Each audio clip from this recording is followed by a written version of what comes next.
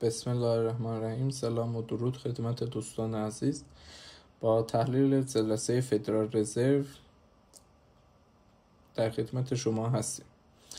همونطور که در تصویر مشاهده میکنید رأس ساعت 10:30 شب قراره که نرخ بهره فدرال رزرو آمریکا به همراه صورت ثلاثه‌اش که فدرال رزرو و رأس ساعت 11 شب هم سخنرانی پاول رئیس فدرال رزرو رو خواهیم داشت. همونطور که توی تصویر مشاهده میکنید پیش بینی میکنیم که این رأس ساعت 10:30 شب 25 صدم واحد نرخ بهره کاهش پیدا کنه و از 4% به 3.75% تغییر پیدا کنه. این صورت جلسه این ماهشون ماه دسامبر خیلی مهمه، چون در واقع میتونیم بگیم امروز آخرین روز مهم سال 2025 است و همین امروز دیگه پرونده سال 2025 تموم میشه. اگر توی بیانیه فدرال رزرو اشاره کنند به این که مثلا در ماه‌های پیش رو دیگه کاهش نرخ بهره نخواهیم داشت و قراره که مرحله به مرحله جلو بریم بر اساس داده های روز، در این صورت انتظار میره که شاهد تقویت دلار باشیم. اما اون واکنش اولیه دلار چی میتونه باشه رو الان بریم با تحلیل شاخص دلار شروع کنیم. توی تحلیل هفتگی روز شنبه ما گفتیم انتظار داریم شاخص دلار از همین جا شروع کنه تا واحد 98 واحد پایین بیاد، بعد از این جا حمایت بشه و بالا بره. اما همانطور که میدونید فعلا هنوز به این ناحیه نرسیده ولی در مسیر کاهش. انتظاری که ما الان از شاخص دلار داریم اینه که احتمالاً لحظه اعلام نرخ یه دونه شادو به سمت پایین داشته باشیم. به هر حال اون کاهش نرخ باعث میشه که اون ارز تضعیف بشه در کوتاه مدت. اما اگه بعد از اعلام خود نرخ در بیانیه و صورت جلسه و از اون ور رأس ساعت 11 شب آقای پاول بیاد سخنرانی کنه و از دلار حمایت کنه و بگه که مثلا بازار کارمون هیچ مشکلی نداره و رو به رشد و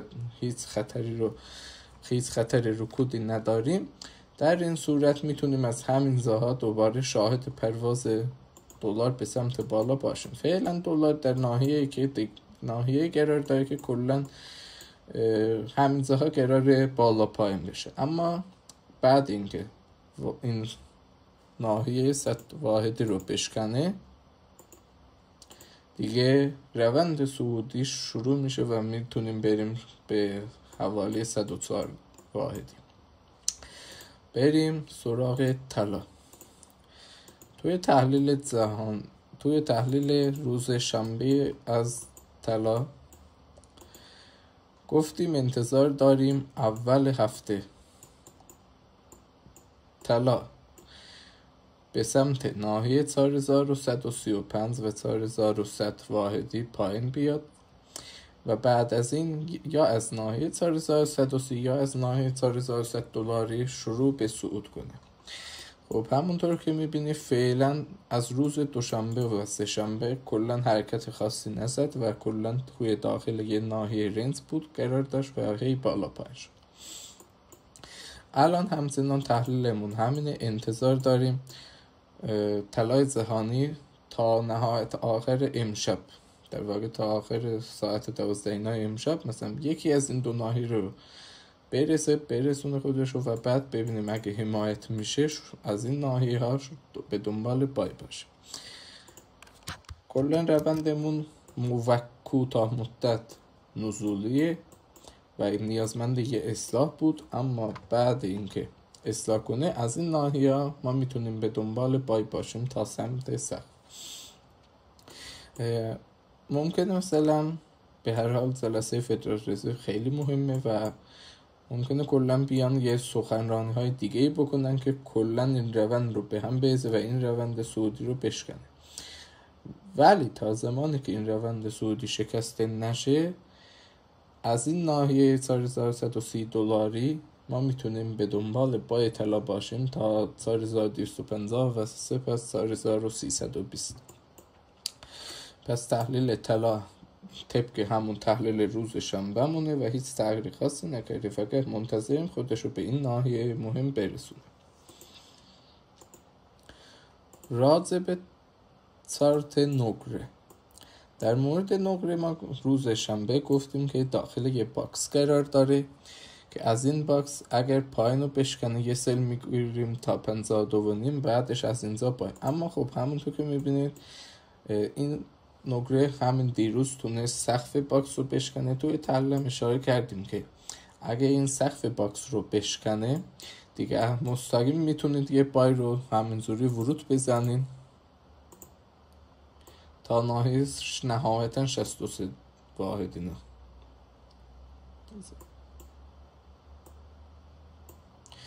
خب اینو ما توی گروه خودمون در تلگرام گرفتیم و عکسش رو هم موجوده. اما خب حالا برای نقره چی انتظار داریم؟ همونطور که میبینی خب طلا در واقع توی این 2-3 روز هیچ صعودی نزد و رنج زد، اما نقره یه حرکت اضافه زده رو به بالا. پس یعنی ما میتونیم انتظار داشته باشیم اگر ریزش طلا شروع بشه نقره قطعا بیشتر از طلا ریزش خواهد کرد. این دو ناحیه یکیش همین نقطه 61.5 دلاری که در واقع داشت که واکنش خوبی نشون داده نسبتاً بهش، و یه دونم نهایتاً ناحیه 63 دلار. از یکی از اینا ما میتونیم به دنبال سل باشیم تا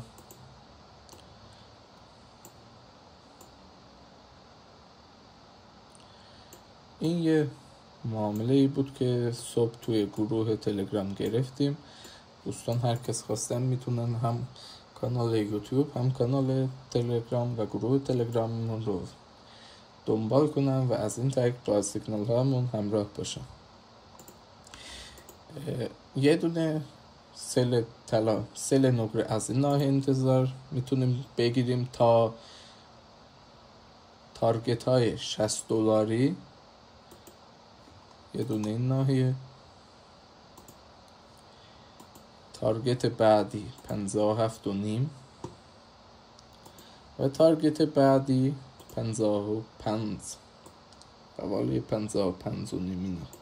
55. پس نقره الان در واقع روند ریزش رو شروع کنه میتونه همراه با طلا یه ریزش خیلی وحشتناکتری رو به سمت پایین بزنه.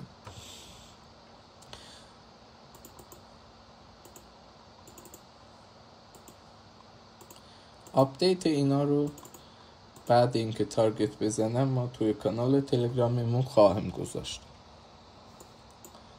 اینم از نقره. بریم سراغ بقیه چارت جفت ارز یورو به دلار رو مشاهده میکنید.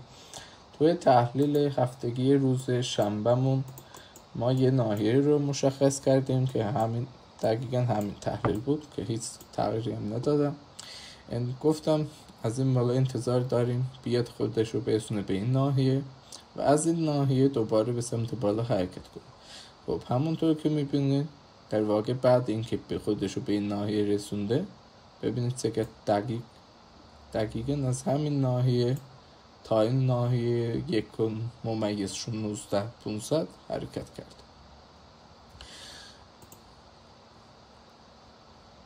راجع به ادامه چارت یورو به دلار، چون نقدینگی ها کمه و کلا احتمالاً دیگه تا پایان سال اینا توی یه بازه قیمت مشخص بیک و پرنس بزنن، ما میتونیم انتظار داشته باشیم که کلا اینو بگم که اول اون کاهش نرخ بهره خودش به نفع یوروه، اما اگر توی سخنرانی پاول بیاد بگه که مثلا دیگه از ماهای آینده ما قراره بیشتر احتیاط کنیم، عجله نداریم برای کاهش، در این صورت یورو کاملا میتونه یه ریزش وحشتناکی تا 1.15 داشته باشه. پس آپدیت تحلیلمون از یورو اینه، یا از این ناحیه یا هم بعد اینکه خودش رو به سقف کانال برسونه، یعنی 1.17 دلاری، از اونجا دوباره به سمت پایین حرکت کنه. تحلیل پوند به دلار هم خب اینو هم گفتیم اگر این باکس رو موفق بشه که از بالا بشکنه، دوباره یه لگ صعودی دیگه میتونیم داشته باشیم تا این ناحیه. ولی خب همونطور که میبینین باکس رو از پایین شکست، بعد یه پول بک زده، تثبیت هم داده. پس در واقع میتونیم بگیم پوند یه جورایی نسبت به یورو داره زودتر حرکتش رو ادامه میده. این یعنی احتمال قوی یه همچین حرکتی داشته باشه. برای سشن نیویورک پس ما از پوند به دلار و یورو به دلار به دنبال سل خواهیم بود. در واقع ما پیش بینیمون اینه که دلار بعد اعلام بیانیه و سخنرانی پاور شروع به تقویت میکنه.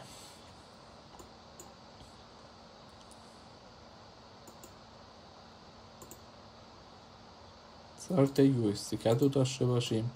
در چارت یو اس دی کد گفتیم از این پایین انتظار داریم بیاد بالا، خودش رو به این روند نزول برسونه و یه برخورد داشته باشه، بعد به سمت پایین دوباره بره. همونطور که میبینی فعلا اینم نقدینگیش کمی حرکت خاصی نزده، کلا داره بین یه بازی قیمتی خیلی کوچولو هی بالا پایین میشه. اگر این پاول بیاد دلار رو تقویت کنه و حمایت کنه، در این صورت احتمالاً یو اس دی کد بتونه این ترند لاین نزولی رو بشکنه. اما خب اگه نتونه زیاد حمایت کنه و از اون ور این دلار کانادا بهتر عمل کنه، ما میتونیم بعد اینکه تاثیر اون هیجان اولی خبر رفت به دنبال سل یو اس دی کد باشیم.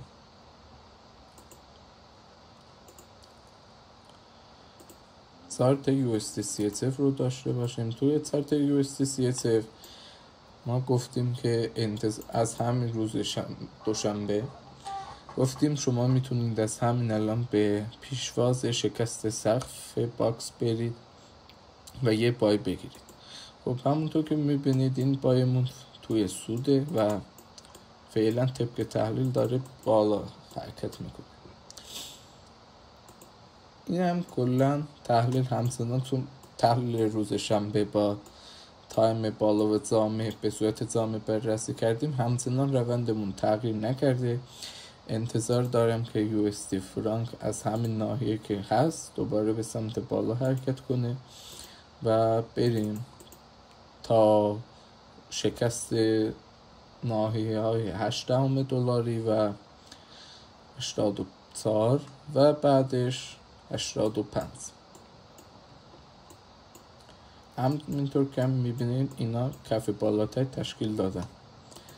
کلا ببینید تایم پایینش رو هم بررسی اگه کنیم،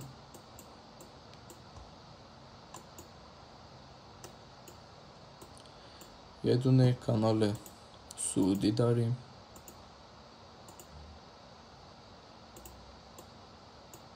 حالا دقیق نمیکشم ولی خب حدودی همگه کافیه که تحلیلمون رو کنیم. این کانال نزولی رو شکونده و بعد اینکه یه لگ سعودی زده یکم رنج زدیم، بعد الان بالا این کانال گره داریم. احتمال داره دوباره بیاد سمت نقطه ورود ما و دوباره به سمت بالا حرکت کنه. پس اونایی که زاموندن میتونن دوباره از همین ناحیه بایشون رو بگیرن.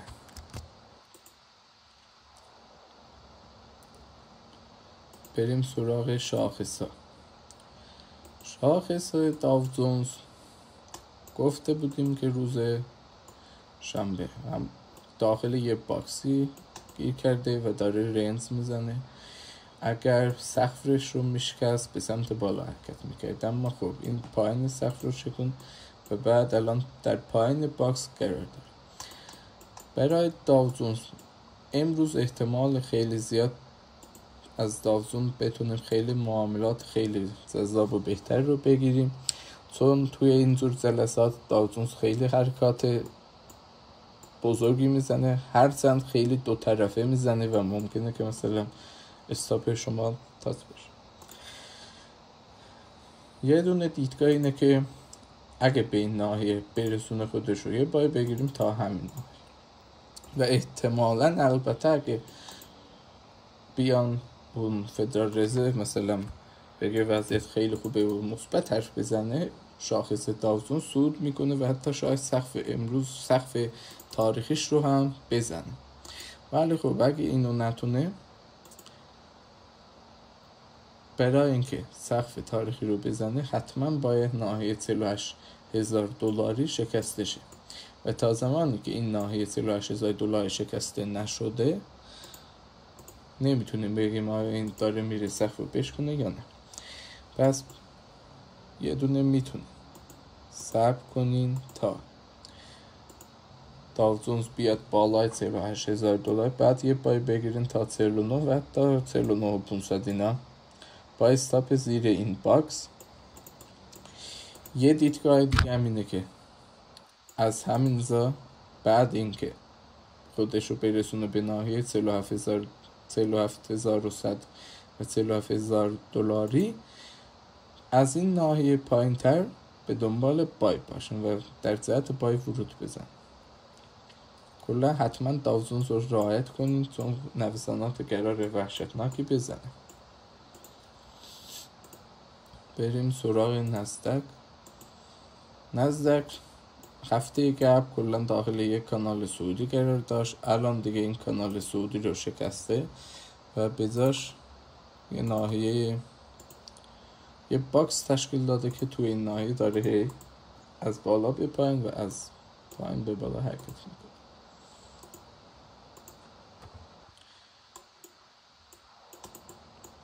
هنوز سشن نیویورک شروع نشده، ساعت 2:30 توی تایم لندن قرار داریم، ولی خب اگه سشن نیویورک بیاد از این کف شکسته شه، ببین اینو توجه کنید توی شاخص ها خب سقف و کف های باکس ها خیلی مهمه. تا زمانی که این کف 25,500 شکسته نشه سل نمیتونیم بگیریم، اما اگه بشکنه 2-3 تا کندل 2 ساعته، یعنی تا ساعت در واقع همون 10:30 شب این پایین باقی بمونه، بعد میتونه با یه پول بک به این ناحیه به سمت پایین حرکت کنه. اما اگه بیاد توی سشن نیویورک لحظه باز شدن سشن نیویورک سطح 25,800 دلار رو بشکنه، بعد بره بالا و کندل تثبیت بده و بعد پول بک بزنه، با رأس همون حوالی ساعت 10 الی 9:30 ما میتونیم از همین حالت یه بای از نزدک هم بگیریم. پس این چون داخل یه باکس قرار داره، بهترین کار اینه که صبر کنیم تا ببینیم کدوم سمت رو میشکنه. بریم سراغ شاخص سهام. خب همونطور که میبینید یه کانال صعودی داشت هفته قبل، کلا الان دیگه این کانال رو ریخت و گیافش به هم ریخته. یه ناحیه مشخص کرده بودیم، باکس بود، اومده الان دقیقا توی همین باکس قرار داره اینها دقیقا و هنوز این باکس شکسته نشده. وقتی این باکس شکسته نشده و اگر این کف کلا از دست نره، کف 6,800 دلاری، شما میتونید کلا بای بگیرین تا زدن سقف زد و حتی تارگت 7,000 دلار. اما اگه دیدید این ناحیه 6,800 دلاری شکسته شد، دیگه در این صورت کلا در ذات سل ورود بزنین تا تارگت های 6,650، بعد 6,530. کلا در این صورت اگه این کف از دست بره، ما در واقع انتظار داریم که این حرکت صعودی که داشت رو کلو هم برگرده به سمت پایین و 6,500. ولی خب اگه این سخت یعنی 6,860 دلاری رو بتونه رد کنه و بالاش تثبیت بده، دیگه این باید به دنبال این بای باشین تا زدن سقف‌های جدید و حتی میتونید به صورت سوینگی هم این معامله رو نگه داشته باشه. بریم سراغ بیت کوین. خب بیت کوین همونطور که میبینید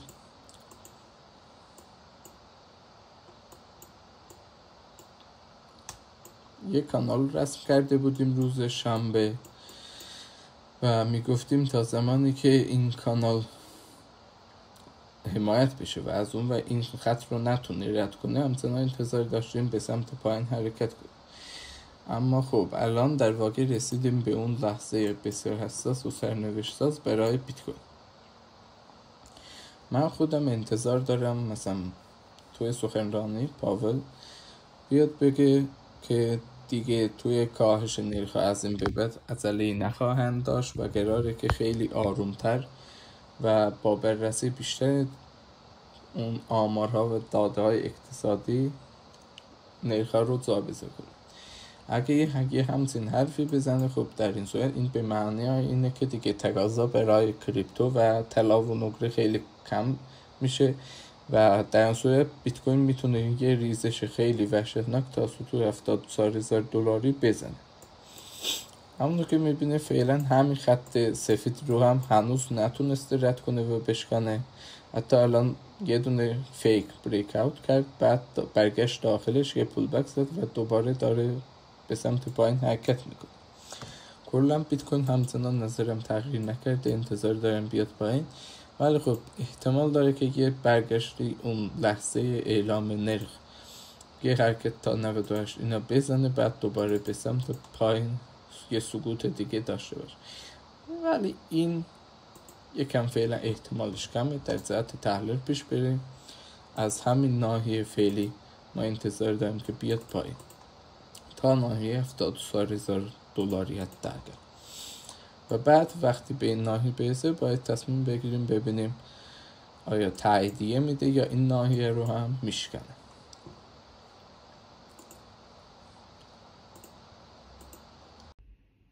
اگر از تحلیل های ما راضی هستین کانال یوتیوب ما رو سابسکرایب کنید تا با تحلیل های هفتگی و تحلیل های جلسات مهم ما همراه باشید و استفاده کنید. خسته نباشید.